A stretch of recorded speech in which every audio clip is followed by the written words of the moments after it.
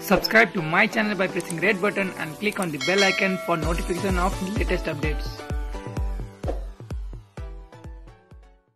प्रधानमन्त्री केपी शर्मा ओलीले सर्वोच्च अदालतमा स्वयं उपस्थित भएर अदालतको अवहेलना विरुद्धको मुद्दाका सम्बन्धमा लिखित जवाफ दिँदै न्यायपालिकाको स्वतन्त्रता र गरिमामा पक्षमा आफू दृढताका साथ उभिएको बताउनु भएको छ। प्रधानमन्त्री ओली आज आफै अदालतमा उपस्थित भएर अदालतको अवहेलना विरुद्धको मुद्दामा बुझिएको लिखित जवाफमा भनिएको छ, सम्मानित अदालतको स्वतन्त्रता तथा न्यायिक निष्पक्षता तथा विधिको शासन कायम राख्नुपर्छ भन्ने पक्षमा पहल गरेको थिएँ। म पदमा हुँदा वा नहुँदा न्यायपालिकाको स्वतन्त्रता र गरिमाको पक्षमा दृढताका साथ उभिरहेको छु र हुनेछु। लिखित जवाफमा न्यायपालिकाको स्वतन्त्रता विधिको शासनका पक्षमा दशकौं लडी संवैधानिक विधि र कानुनी प्रक्रियाबाटै मुलुकको प्रधानमन्त्रीमा निर्वाचित भई कार्य गरिरहेको राजनीतिक व्यक्तिबाट अदालतको अवहेलना हुने कार्य भएको भनी दायर निवेदन नै अनुचित तथा पूर्वग्राहीपूर्ण छ भनिएको छ। अदालतप्रति उच्च सम्मान रहेको छ। न्यायपालिकाको स्वतन्त्रता र कानुनको शासन लोकतन्त्रका प्रमुख आधारस्तम्भ हुन्। हाम्रो संवैधानिक प्रणाली तथा पृथकीकरण एवं नियन्त्रण तथा सन्तुलनको सिद्धान्तमा आधारित छ। लिखित जवाफमा भनिएको छ, लोकतन्त्र विधिको शासन तथा स्वतन्त्र न्यायपालिकाको लागि 5 दशकभन्दा लामो समयदेखि सङ्घर्ष गरेको मैले न्यायपालिकाको सम्मानमा कम हुने कार्य गरौँ भनी कल्पना गर्नु समेत पूर्व दुराग्रहणपूर्ण छ। जवाफमा अदालतबाट भनिएका फैसला तथा आदेशको आफूले नेतृत्व गरेको सरकारबाट सदैव सम्मान र कार्यान्वयन भइरहेको उल्लेख गर्दै सर्वोच्च अदालतले गरेका संविधान र कानुनको व्याख्या पूर्णतः पालना र कार्यान्वयन भएको, सम्मानित अदालतबाट न्याय सम्पादनको क्रममा हुने काम कारबाहीमा कुनै अवरोध नगरिएको तथा कुनै फैसला वा आदेशको अवज्ञा नगरिएको जनाइएको छ।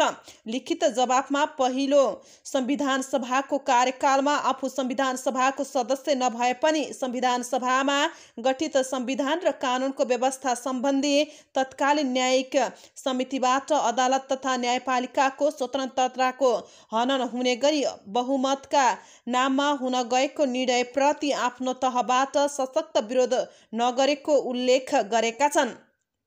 म 5 दशकदेखि विधिको शासन शक्ति पृथकीकरणको सिद्धान्त स्वतन्त्र न्यायपालिका मानवाधिकार समतामूलक समाजको पक्षमा उभिँदै 14 वर्ष जेलमा बसेको व्यक्ति हुँ। लिखित जवाफमा भनिएको छ, म सत्यसँग नलड्ने र शक्तिसँग नझुक्ने सिद्धान्तमा अडिग छु। लिखित जवाफमा निवेदकले संविधान र कानुन विपरीत अदालत र इजलासमा पक्षमा न्यायाधीश, कानुन व्यवसायी र इजलासका कार्यरत कानुनकर्मीलाई अपमान गरेको भनी गरेको विषय तथ्यमा आधारित नभएको उल्लेख गर्दै भनिएको छ।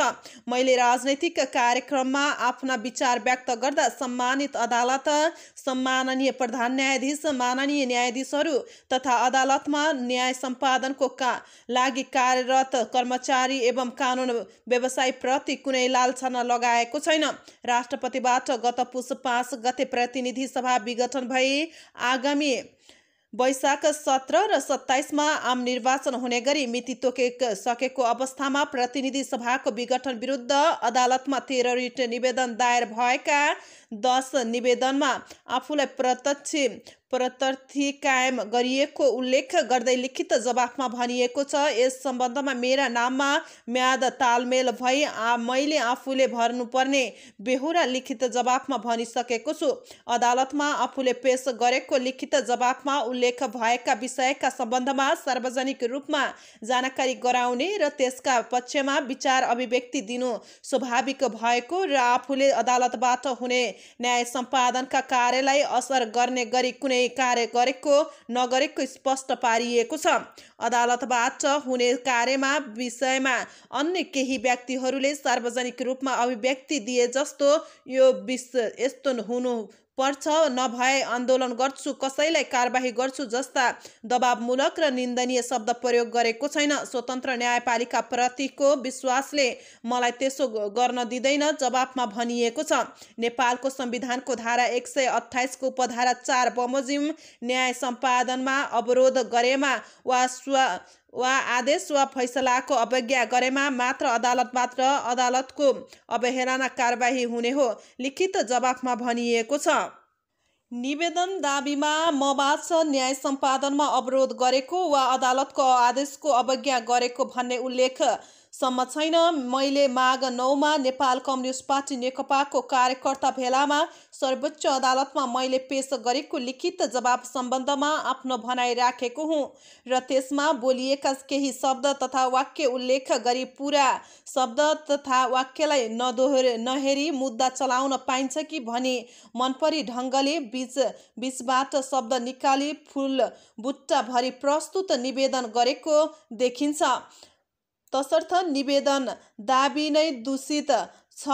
दोस्रो संविधान सभा तत्कालीन नेपाल कम्युनिस्ट पार्टी एमालेको संसदीय दलको नेताको हैसियतले सर्वोच्च अदालत, अरू अदालत तथा न्यायिक अङ्गलाई स्वतन्त्र, निष्पक्ष र सक्षम बनाई स्वतन्त्र न्यायपालिकाको संरक्षण गर्न सकिएमा मात्र लोकतन्त्र सफल हुने विश्वासका साथ आफूले महत्त्वपूर्ण र प्रभावकारी भूमिका निर्वाह गरेको उल्लेख गर्दै उहाँको लिखित जवाफमा भनिएको छ।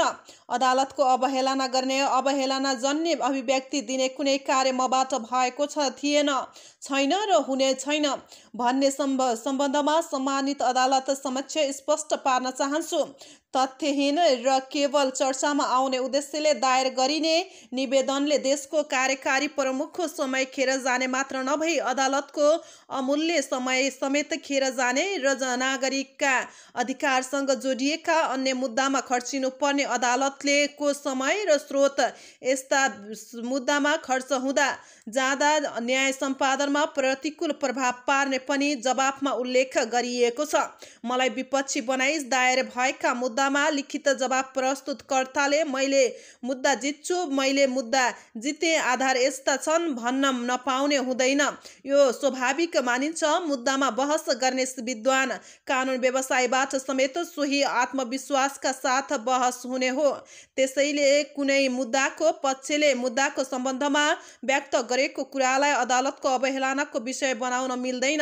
आफूले कुनै खास कानुन व्यवसायको नाम लिएर कुनै वक्तव्य नदिएको तथा कुनै कानुनी व्यवसायलाई बहस नगर्न वा न्याय सम्पादनमा अवरोध नगरेको, आफूले जहिले पनि आदर्थी भाषाको प्रयोग गरेको जनाउँदै प्रधानमन्त्री ओलीले प्रस्तुत मुद्दाको कुनै प्रयोजन नदेखिँदा आफूबाट अदालतको अवहेलना भएको भन्ने दाबी नै अनुचित र खोर भागी भएको जनाउनु भएको छ। सर्वोच्च अदालतले प्रधानमन्त्री ओलीलाई अदालतको अवहेलना मुद्दामा 7 दिनभित्रै सबै बेहोरा खुलाई आफै लिखित जवाब पेश गर्न गत माघ 15 गते आदेश जारी गरेको थियो।